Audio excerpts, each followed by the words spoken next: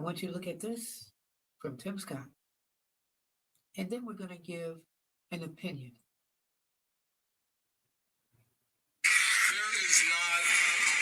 There is not a redeeming quality in slavery. He and Kamala should have just taken the one sentence out.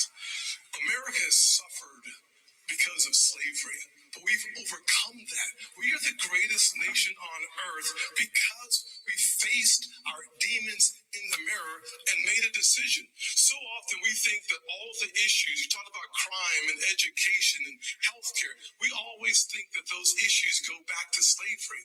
Here's the challenge though. Black families survived slavery. We survived poll taxes and literacy tests. We survived discrimination being woven into the laws of our country. What was hard to survive was Johnson's Great Society, where they decided to put money, where they decided to take the black father out of the household to get a check in the mail, and you can now measure that in unemployment, in crime, in devastation. If you want to restore hope, you've got to restore the family, restore capitalism, and put Americans back at work together as one American family. Our nation continues to go in the right direction. It's why I can say I have been discriminated against, but America is not a racist country. Never, ever doubt who we are. We are the greatest country on God's green earth. And frankly, the city on the hill needs a brand new leader. And I'm asking for your vote. All right, boy. And Tim Scott took a bunch of hits on that. God bless America. Tim Scott. So how many people saw that? Excuse me. And were either, wow, he's brave to do that, or wow, he's crazy. You ask a lot of people, especially African Americans, and they will say, whatever's happening across this world, I'm just worried about my community. Again, if it doesn't affect you, who cares? But do we look at Tim Scott as a role model? Because look, he is a congressperson and he is running for president, but he has ticked off a lot of people. So this opinion, because you hear my opinion sometime, but this opinion was by Isaac Bailey. So remember what you just heard, what you just saw. Tim Scott spouted a special kind of evil during the second Republican presidential primary debate. It was supremely idiotic and indecent in the extreme. It was disgusting and immorally in service of white conservatives he believes requires a level of evil, indecency, and immorality so profound it ought to shock the conscience. Scott said what he said because he believes that's what his target audience wants to see.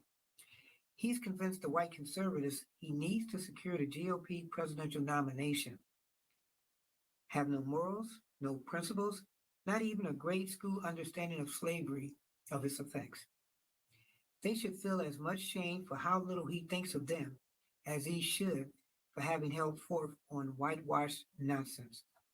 Scott's absurdity comes amid a period in which too many conservatives in too many states have been fighting to implement a Lost Cause 2.0 to shave off the edges of the worst of this country's history to reestablish comfortable lies and myths.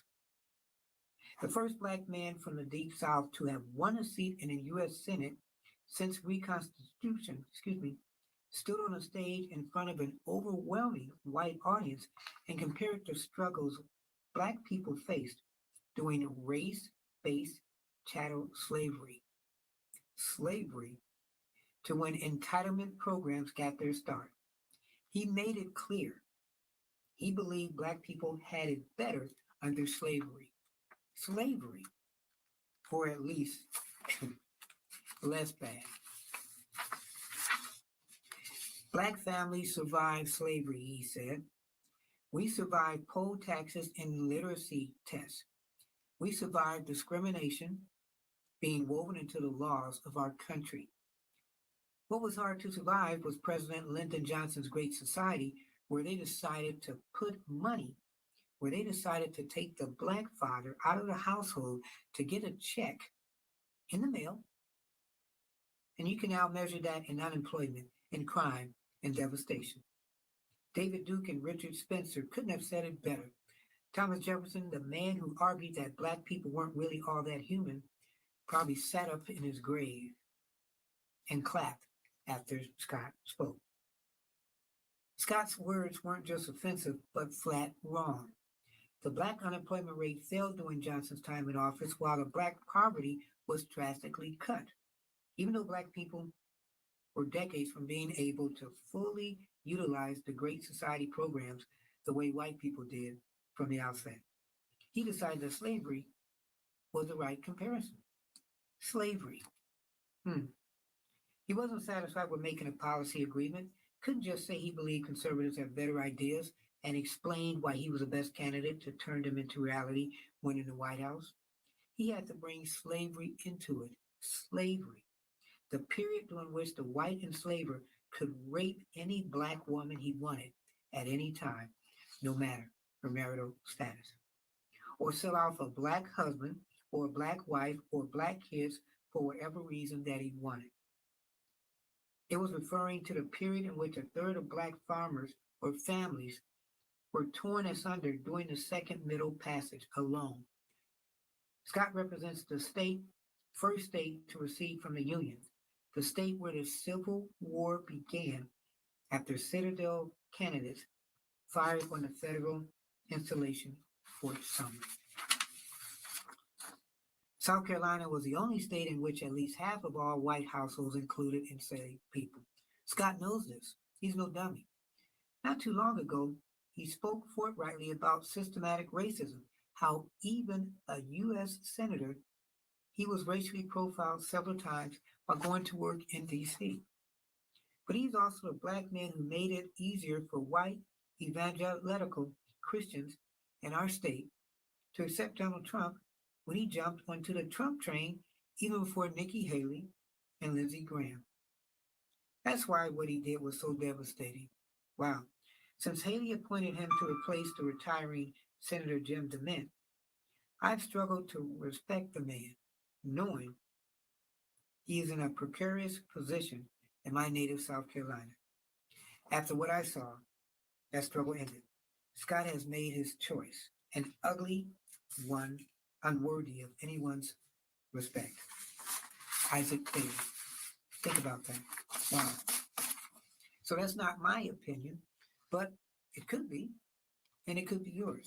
So let me know what you think of that. Tim Scott. Wow. You know, if he does become president, you know how we call Biden Uncle Joe? If he gets in office and people think, well, you know what? We're not going to call him Tim. We're going to call him Tom, like Biden's Uncle Joe. Would Tim Scott be Uncle Tom?